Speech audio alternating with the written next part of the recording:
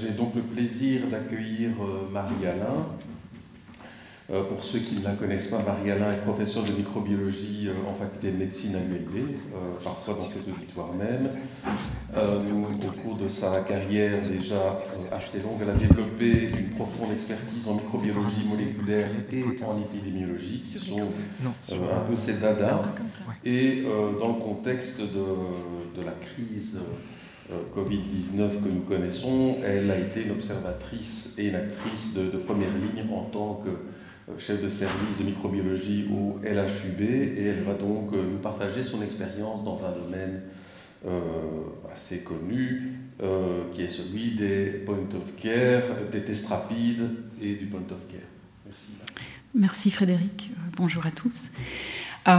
Oui, donc en fait le point de départ, le pourquoi de la présentation, c'est que jusqu'à il y a peu, le diagnostic en point of care était une pratique assez peu répandue en microbiologie clinique, probablement, ou en tout cas en partie, parce que les techniques traditionnelles de microbiologie clinique, que peuvent être la culture ou la coloration de grammes, s'y prêtent relativement mal. Et par exemple, au LHUB-ULB, avant la pandémie, il n'y avait aucun test de microbiologie qui était proposé en point of care à nos hôpitaux partenaires. Pas qu'on n'en avait jamais discuté, qu'on l'avait jamais abordé. On avait notamment évoqué des tests antigéniques strepto-A, des tests de biologie moléculaire pour le GBS en salle d'accouchement, des tests grippe RSV aux urgences, mais on n'avait jamais vraiment sauté le pas. Et puis donc la crise du Covid-19 est arrivée, et cette crise elle nous a forcés à lever toute une série, je dirais, de freins techniques et organisationnels, et peut-être aussi à surmonter certaines réserves que nous avions, nous, microbiologistes, par rapport au point of care. Et je vais essayer de partager cette expérience avec vous, puisque on a sauté ce pas du passage au point of care lors de la seconde vague de la pandémie. Alors après un bref survol de rappel des outils diagnostiques disponibles pour le diagnostic de la Covid-19, on entrera directement dans le vif du sujet en évoquant des évaluations que nous avons eu l'occasion de faire sur des tests destinés ou en tout cas compatibles avec une utilisation en point of care.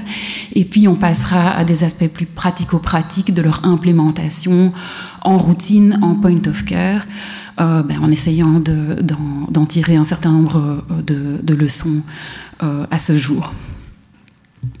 Alors, pour le diagnostic de la Covid-19, comme en microbiologie en général, on peut diviser les outils diagnostiques en deux grandes catégories, selon qu'ils s'intéressent à mettre en évidence dans le prélèvement clinique le pathogène en lui-même, et là on va parler de tests diagnostiques directs, ou alors la mise en évidence de la réaction de l'organisme à ce pathogène, et donc là on va parler d'outils diagnostiques indirects, comme par exemple la sérologie. Alors dans le cadre des outils de diagnostic direct, un de ces outils, la culture virale, elle va s'attacher à mettre en évidence, à amplifier les particules virales entières et infectantes qui sont présentes dans le prélèvement, alors que les autres types d'analyses, que sont par exemple la recherche antigénique, donc de protéines virales, ou les tests de biologie moléculaire, ne vont s'intéresser qu'à détecter une partie de l'agent pathogène sans réellement s'intéresser au fait que la particule est encore entière ou encore infectante. Alors, quand on s'intéresse au principe du point of care, qui est finalement de bypasser toute une série d'étapes périanalytiques du processus complet d'analyse pour arriver à obtenir en une poignée de minutes un résultat qui est exploitable pour la prise en charge clinique immédiate du patient, et qu'on regarde les quatre techniques qui sont listées ici sur la diapositive, on réalise que par essence, il y en a 2 d'entre elles qui s'y prêtent assez mal. La culture d'une part, parce que techniquement, une culture virale, ça prend plusieurs jours, et la sérologie d'autre part, de par la nature de la réponse qui est apportée, puisqu'elle renseigne sur un contact passé avec le virus. Par contre, les techniques de biologie moléculaire et les techniques antigéniques, elles, en principe, elles s'y prêtent plutôt bien, puisqu'elles sont techniquement réalisables en moins d'1 heure et qu'elles visent vraiment à mettre en évidence le virus dans le prélèvement. Alors ces différentes techniques, dans le décours de la pandémie, elles sont arrivées progressivement et un petit peu, je dirais, en ordre dispersé. Donc la première technique qu'on a eu à disposition au début de la première vague, c'était la PCR, mais la PCR de laboratoire, effectuée en laboratoire, qui présentait l'avantage d'avoir une très très bonne sensibilité, un débit relativement élevé. Ça, c'est si on met de côté tous les problèmes qu'on a rencontrés en termes d'approvisionnement en réactifs et en disposables. Mais pour la majorité de ces techniques de PCR de laboratoire, elles sont effectuées en batch et donc elles vont avec un délai qu'on a réussi à raccourcir, mais délai qui reste quand même, un délai moyen qui reste difficilement compressible en dessous de la dizaine d'heures, je dirais. Alors un petit peu plus tard, peut-être un petit peu trop tard pour la première vague, sont apparus les premiers tests antigéniques de type immunochromatographique, de première génération. Donc ça, ce sont des tests extrêmement rapides, mais cette rapidité se fait, je dirais, aux dépens d'un débit qui est relativement peu élevé et d'une sensibilité qui est bien moindre que celle observée avec la PCR, qui donc reste le gold standard. Et donc on avait ces 2 techniques qui se trouvaient à 2 extrémités de ce que j'ai essayé de représenter dans le bas de la diapositive, qui sont 2 continuums. Le premier qui est un continuum portabilité-débit, donc plus la technique est portable, plus son débit va être lent a priori. Et l'autre continuum, c'est le continuum rapidité-sensibilité. Généralement, la rapidité d'un test en microbiologie se fait aux dépens de sa sensibilité. Alors, lors de la seconde vague, d'autres techniques sont apparues pour combler un petit peu le gap entre les 2 techniques que vous voyez ici. Donc d'une part, on a eu le développement de dosages antigéniques automatisés, donc qui ont travaillé effectivement sur le débit et sur la sensibilité de ces tests antigéniques, aux dépens d'une portabilité qui n'est pas tout à fait compatible, je dirais, avec l'usage en point of care. Et inversement, on a vu le développement de techniques de biologie moléculaire beaucoup plus portables, qui ont permis d'avoir, si vous voulez, des techniques qui étaient à la fois portables et relativement sensibles, et donc là, tout à fait applicables à une utilisation en point of care. Alors, comme je vous disais, donc les premiers tests qui ont présenté une portabilité et une rapidité compatibles avec un usage en point of care, c'est ces fameux tests antigéniques immunochromatographiques, ces fameuses bandelettes de nitrocellulose, dans leur forme en tube, en tout cas pour la première génération. Les formes que vous voyez dessinées ici en cassette, éventuellement avec lecteur, ne sont apparues que pour nous aider lors de la deuxième vague. Alors, au LHC-BULB, on a eu la chance de pouvoir évaluer un des tout premiers tests immunochromatographiques disponibles. Et vous voyez ici les résultats de l'étude multicentrique à laquelle on a participé. Et vous voyez qu'on a obtenu des résultats de manière très rapide, 15 minutes pour obtenir un résultat, avec une spécificité vraiment quasi parfaite, à 99,5%. Par contre, une sensibilité vraiment inférieure à la sensibilité de la PCR de laboratoire. Et vous voyez, dans cette évaluation multicentrique, on est arrivé péniblement à presque 58% de sensibilité. Alors ce test, on l'a utilisé pas en point of care, on l'a utilisé au laboratoire, en test de première ligne, dans la phase descendante de la première vague. Et ça nous a aidé à épargner toute une série de PCR à un moment où chaque puits de PCR comptait, vu les gros problèmes d'approvisionnement et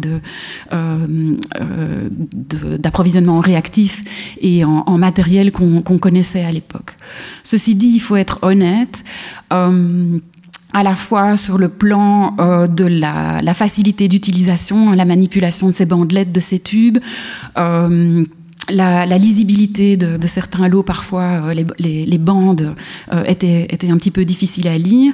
Ça combiné avec le fait que quelque part le débit ne correspondait pas du tout au volume assez important d'échantillons qu'on recevait à ce moment-là au laboratoire, et combiné avec la faible sensibilité de ce test et donc un certain nombre quand même non négligeable de PCR à faire derrière, n'ont pas fait de ce test un test qui était particulièrement populaire auprès de nos équipes techniques, je dois bien l'avouer.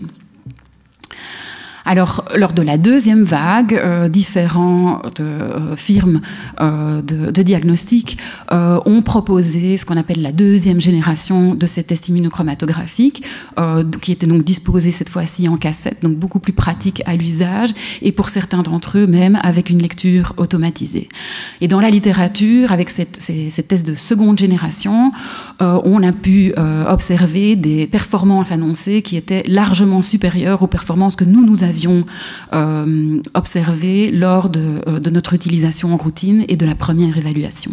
Mais quand on regardait ces publications, on réalisait aussi que ces tests, ils avaient été réalisés dans des conditions qui étaient très différentes de celles que nous avions appliquées à nos tests de première génération, c'est-à-dire qu'ils étaient utilisés uniquement chez les patients symptomatiques et qui présentaient des symptômes de moins de 7 jours, et ils étaient utilisés en point of care, c'est-à-dire sur des frottis secs et non pas des frottis comme ceux qu'on reçoit au laboratoire, qui sont dilués, ou qui sont en tout cas trempés dans un milieu de transport virus. Et donc la question qu'on s'est posée, c'est est-ce que ces meilleures performances annoncées, elles sont réellement le fruit d'une amélioration analytique, technique de ces tests, ou simplement c'est dû à une augmentation de la valeur pré-test, de la positivité des patients testés. Et donc ce qu'on a décidé de faire, c'est de, dans un premier temps, tester 4 de ces solutions antigéniques dans les mêmes conditions que celles avec lesquelles on avait testé et on avait utilisé la première génération de tests antigéniques, c'est-à-dire sur les frottis tout venant arrivant au laboratoire, donc sans avoir aucune idée de la présence de symptômes ou pas, et donc sur les frottis qui arrivent au laboratoire, c'est-à-dire les frottis dans leur milieu de transport. Et là, ce qu'on a observé, ce que vous pouvez voir dans la colonne de la sensibilité, c'est qu'on a observé des résultats qui n'étaient pas du tout meilleurs, ils étaient même moins bons que les résultats qu'on avait obtenus lors de la première évaluation.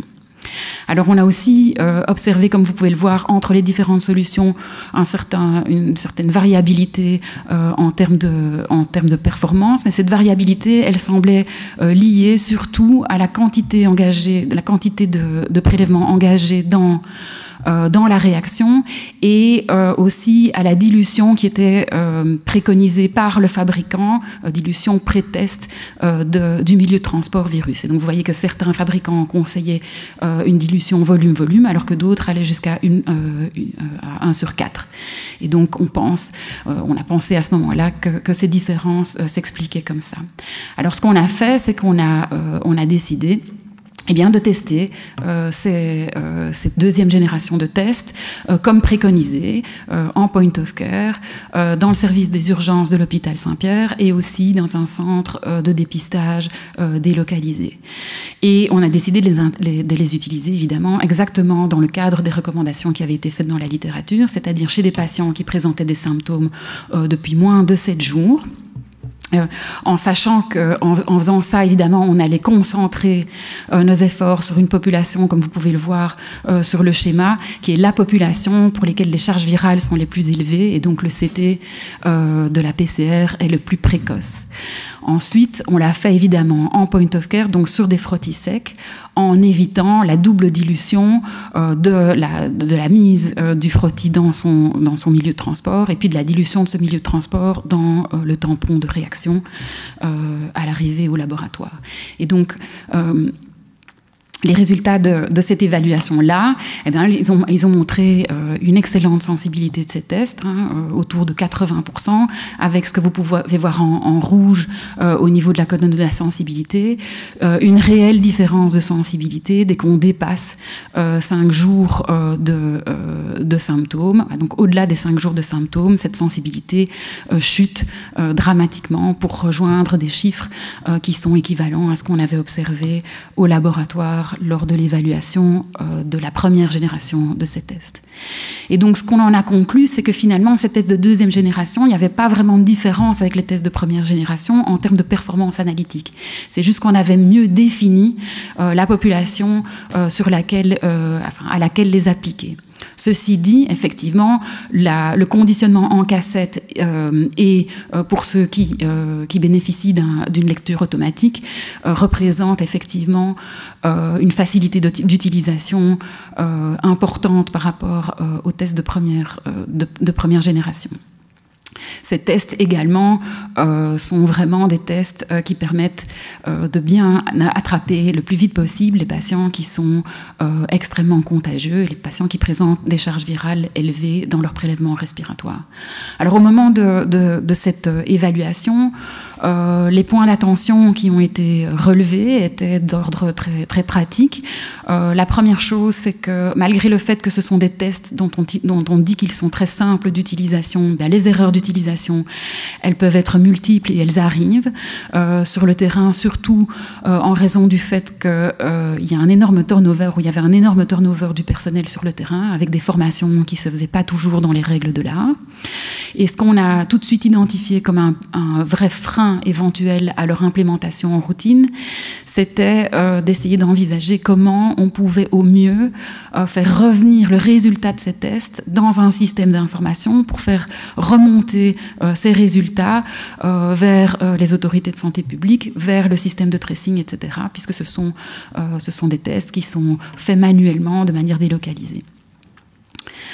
Une autre crainte qu'on avait, c'est une certaine dérive par rapport aux critères cliniques stricts qui sont nécessaires pour avoir une bonne efficacité de ces tests, donc ces fameux 7 jours de symptômes. Déjà au cours de l'évaluation, on voyait bien qu'au fil du temps, on prenait certains arrangements avec cette définition, avec évidemment pour conséquence d'utiliser un test en dehors des conditions où il peut donner des résultats satisfaisants. Alors en ce qui concerne les tests de biologie moléculaire rapide, ils étaient beaucoup moins nombreux à être disponibles au début, mais l'offre commence à se diversifier et continue à se diversifier, comme illustré sur cette dia, et ici la liste n'est évidemment pas exhaustive, et ces solutions, elles combinent généralement soit une PCR classique, soit des techniques plutôt d'amplification isothermique comme la LEMP, combiné à de la microfluidique. Alors malgré, comme vous voyez dans la troisième colonne de ce tableau, malgré le fait que l'ensemble de ces techniques donnent des résultats dans l'heure, il reste quand même une certaine forme de compromis ou de trade-off entre la rapidité d'obtention du résultat et la sensibilité du test, avec les PCR classiques qui sont un peu plus lentes mais plus sensibles, et les techniques d'amplification isothermique qui sont plus rapides mais qui, elles, sont un petit peu moins sensibles. Alors, la technique que nous avons testée au LHUB-ULB, c'est celle-ci, c'est le LIAT de Roche, qui a donné des performances qui corrélaient, comme vous voyez, très, très, très bien avec nos plateformes de PCR qu'on utilisait comme référence. Il y a eu, certes, une petite perte de sensibilité qui était attendue pour les charges virales basses, et cet outil permettait d'avoir l'avantage théorique supplémentaire de pouvoir détecter la grippe concomitamment au Covid-19, même si sur le plan pratique, au niveau épidémiologique, cet avantage théorique n'a pas été très utile durant cette deuxième vague. Alors, comme vous pouvez le voir ici sur la dia, quand ce LIAT est utilisé au laboratoire, on a une diminution extrêmement importante, jusqu'à 6 fois le délai jusqu'à 6 fois en termes de délai entre cette technique rapide et les PCR classiques, mais on reste quand même avec un délai moyen qui a été calculé autour de 3 heures, 3 heures et demie, ce qui pour moi veut dire que pour une technique qui en fait au niveau de la machine dure 20 minutes, il y a énormément de déperditions péri et probablement plutôt pré-analytique, ce qui justifie vraiment, je pense, le fait d'essayer de mettre cette machine directement au lit du malade, en point of care, dans le service des urgences. Alors en termes de stratégie d'implémentation, et pour essayer de voir à quels endroits et pour répondre à quelles questions ces tests antigéniques et moléculaires pourraient apporter le plus, ce qu'on a essayé de faire, c'est d'analyser à reculons quelles étaient les questions cliniques pour lesquelles on aurait le plus d'impact. Et donc dans les questions cliniques potentielles auxquelles peuvent répondre ces tests, il y a d'abord de pouvoir confirmer une Covid-19 chez un patient symptomatique qui se présente pour une hospitalisation. Il y a le fait de pouvoir exclure une Covid-19 chez un patient qui est asymptomatique et qui se présente pour être hospitalisé pour autre chose. Il y a les screenings de tous les contacts des cas confirmés de Covid-19.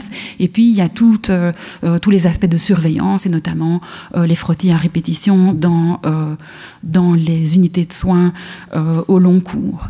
Et donc, en partant de là, ce qu'on a décidé de faire, c'est de proposer à nos hôpitaux partenaires de mettre à disposition des tests de type antigénique pour confirmer le Covid-19 chez les patients symptomatiques, aux urgences et sous forme de chariots mobiles dans les unités Covid-free. Et on a proposé, en sachant aussi que dans la règle du jeu, il y avait quand même une certaine tension, à la fois en termes de prix, mais aussi de disponibilité des appareils, et donc de débit, et des réactifs de ces PCR en point of care. On a décidé de réserver ces PCR en point of care pour un usage où on essaye d'exclure une Covid-19 chez quelqu'un qui se présente pour hospitalisation pour une autre raison.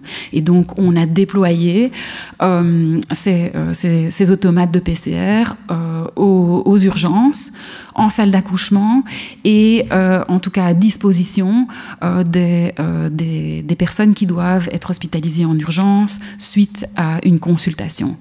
Et donc l'idée, c'était vraiment de pouvoir aider au mieux le management des patients et l'aiguillage des patients suspects ou non suspects vers les unités Covid, non Covid. Alors ces différentes solutions, on les a proposées de manière modulable au cours du temps et en fonction de la configuration de l'organisation de nos différents hôpitaux partenaires en termes de Covid. Et donc chacun des hôpitaux partenaires a choisi une solution un peu sur mesure en fonction de son organisation propre. Alors en termes de choix des outils diagnostiques, en fait on a eu de réels choix que pour les tests antigéniques, puisque pour les tests PCR, en fait les machines étaient déjà présentes au sein du laboratoire et donc ça appelait plutôt un geste d'opportunité qu'un réel choix. Et pour ces tests, on a utilisé les choix de facilité d'usage habituels en gardant en tête que la priorité, c'était de réfléchir à des tests qui allaient être utilisés en dehors du laboratoire, c'est-à-dire dans des locaux qui ne sont a priori pas faits pour ça et par des gens qui n'ont aucune formation dans la prise en charge des prélèvements microbiologiques. Et donc, on a surtout mis l'accent sur l'aspect packaging, sur l'aspect source d'erreur et sur la gestion des stocks et des déchets, avec la double vision d'essayer d'avoir effectivement un résultat de bonne qualité, sans source d'erreur trop importante, mais aussi avec le prisme d'être sûr que tout ça pouvait se faire dans des conditions de sécurité biologique suffisantes pour les personnes qui réalisaient ces tests. On a aussi passé donc beaucoup de temps à rédiger des instructions à la fois détaillées et résumées qui pouvaient anticiper les erreurs éventuelles des utilisateurs et qui collaient à chaque fois à l'organisation de l'unité où était implémentée la technique. Et bon, ces organisations, elles varient évidemment d'une unité à l'autre. On a aussi beaucoup discuté, hein, parce que tout ça, c'est évidemment des discussions qui impliquent des discussions soutenues et répétées avec les équipes de terrain, essayer de mettre en place des procédures de contrôle de qualité qui étaient réalistes pour ces équipes. Et donc, notamment, en fait, les contrôles de qualité de l'eau, on a continué à les faire au laboratoire avant de libérer les lots vers les différents endroits où sont réalisés ces tests. Alors, une autre source d'énergie qui ont été relativement difficiles à mettre au point, ou qui nous a demandé beaucoup d'énergie à mettre au point, c'est les aspects de sécurité biologique et les aspects de reporting et de notification. Puisque, évidemment, dans le cadre de la Covid-19, il y a vraiment des obligations de reporting presque en live, donc vraiment dans les heures qui suivent la réalisation du test, qui doivent être faites vers les autorités de santé pour un bon suivi, notamment pour un suivi des cas contacts. Alors pour ce qui concerne la notification, pour les techniques de biologie moléculaire, ça n'a pas tellement posé de problème. Il y a quand même eu du chipotage, mais ces appareils sont reliés à notre lisse via un middleware, donc ça n'a pas posé trop de problèmes. Pour les tests antigéniques, par contre, on a dû être un petit peu plus créatif, je dirais, et donc la solution qui a été choisie, c'est de passer en fait par les logiciels de prescription électronique. Et donc en fait, ce qu'on a recommandé de faire, c'est de prescrire le test une fois qu'il était réalisé. Et dans le geste de prescription, au moment où on prescrit, vous avez un pop-up qui apparaît dans le logiciel de prescription et qui vous demande de répondre quel était le résultat du test. Comme ça, le résultat du test part vers le LIS en même temps que la prescription du test. Il y a eu et il y a toujours encore des erreurs d'utilisation liées à cette façon de faire, et donc c'est une façon de faire qui fonctionne mais qui n'est probablement pas optimale. En termes de biosécurité, ce qui a été décidé de faire, c'est de réaliser tous les gestes qui sont à risque d'aérosolisation dans la chambre du patient, dans le même geste que le prélèvement, et donc par la personne qui est habillée pour faire le prélèvement et qui est donc a priori protégée contre ces aérosolisations. Ça veut dire que pour les tests rapides, l'ensemble du test se fait dans la chambre du patient, et pour les tests de biologie moléculaire, on fait le prélèvement, on fait le transfert vers la cassette, on recapuchonne la cassette, puis on désinfecte cette cassette, et seulement à ce moment-là, on peut sortir avec une cassette fermée pour aller vers une pièce propre où se trouve la machine. Ça, de nouveau, ça a demandé beaucoup de discussions, à la fois avec les équipes de terrain, mais aussi avec les équipes d'hygiène, et pour les aspects reporting, beaucoup de discussions aussi avec les équipes informatiques pour voir ce qui était possible de faire, ce qui n'était pas possible de faire, ce qui fonctionnait, ce qui ne fonctionnait pas.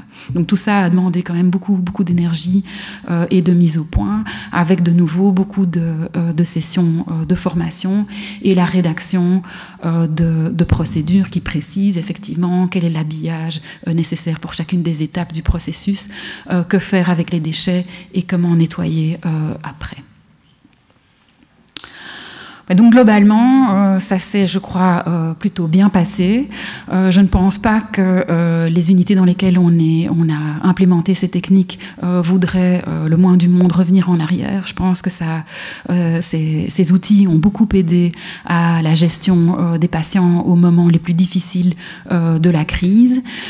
Ceci dit, ça n'a pas non plus été un long fleuve tranquille, et on a rencontré beaucoup de maladies de jeunesse qui nous ont fait réaliser aussi qu'un système comme celui-là, ça s'entretient. Et ça se monitore. Et donc on a eu pas mal de problèmes, notamment d'anomalies de produits. On a eu des cassettes de tests moléculaires qui donnaient des résultats faussement positifs, qui étaient parfois difficiles à identifier dans le bruit de fond général de l'ensemble des résultats qu'on recevait.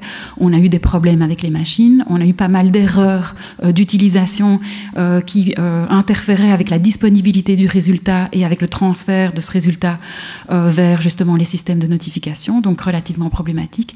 Et puis on a aussi observé certaines dérives dans les utilisations, dérives qui parfois se faisaient aux dépens de la biosécurité.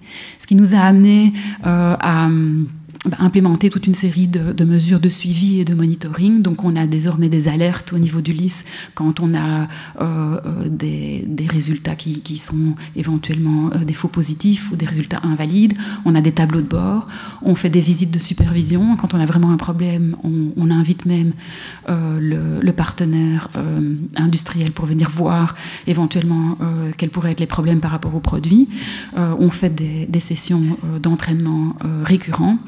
Et on a aussi dû mettre en place des procédures de backup pour pouvoir remplacer très rapidement les instruments qui se trouvent en point of care quand ceux-ci se mettent à poser des problèmes.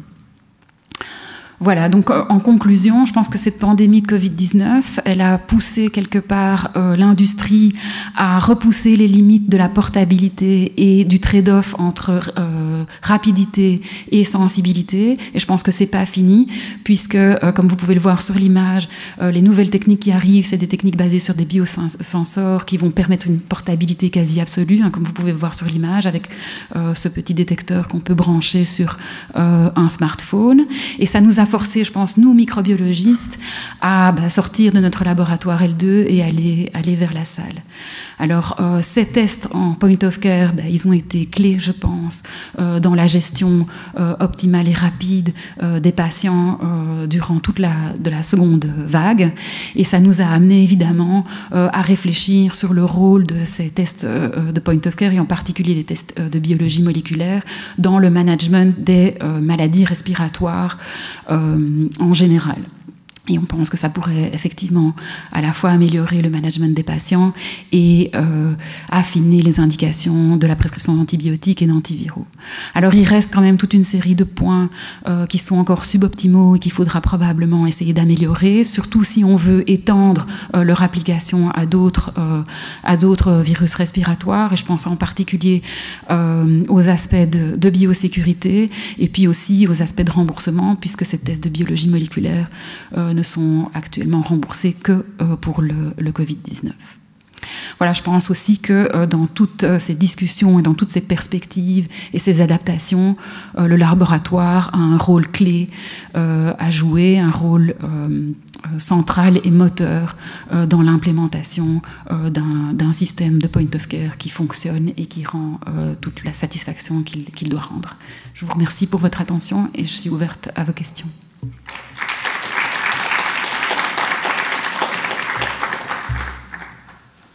Merci beaucoup Marie pour ce point de vue à la fois bien informé et avec un certain recul par rapport à la situation d'un sujet qui demande touche tous, qu'on soit professionnel de la santé ou pas d'ailleurs. Y a-t-il des questions dans la salle?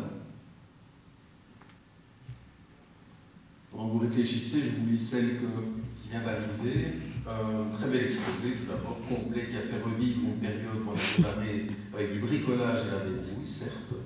Les choses ont bien évolué et les espoirs sont proches de la réalisation. En fait, ce n'est pas une question, c'est une félicitation. Merci. Auquel je m'associe. D'autres remarques?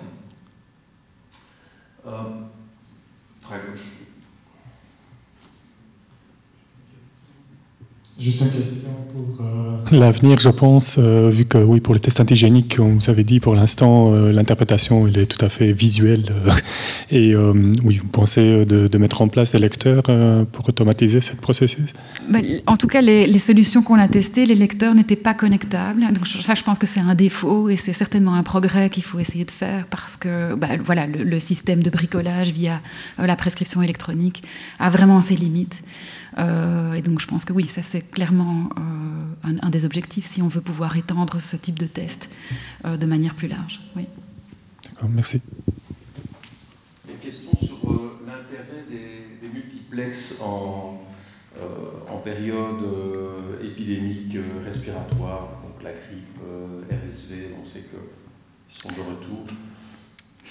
on a cru à un moment donné, quand on est arrivé dans l'hiver, qu'on allait devoir faire ce diagnostic différentiel. C'est pas ça qui s'est passé, parce qu'il y a eu un chamboulement complet dans la saisonnalité des virus qu'on observe habituellement hors Covid. Mais je pense que pour l'hiver prochain, ça reste d'actualité. On explore, on ne sait pas ce qui va se passer, mais je pense que probablement cet hiver, il y aura peut-être certaines périodes où il y aura de manière concomitante de la grippe et du Covid et du RSV.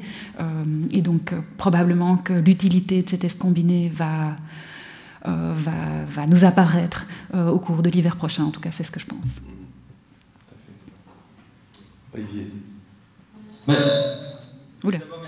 Marie, et je dois vraiment saluer tout l'effort que toi et tes équipes avaient fait dans le développement de ces tests. Il faut quand même souligner que vous étiez à la pointe là-dedans et que vous avez aidé énormément de firmes à mettre en œuvre des tests rapides pour l'ensemble de la population.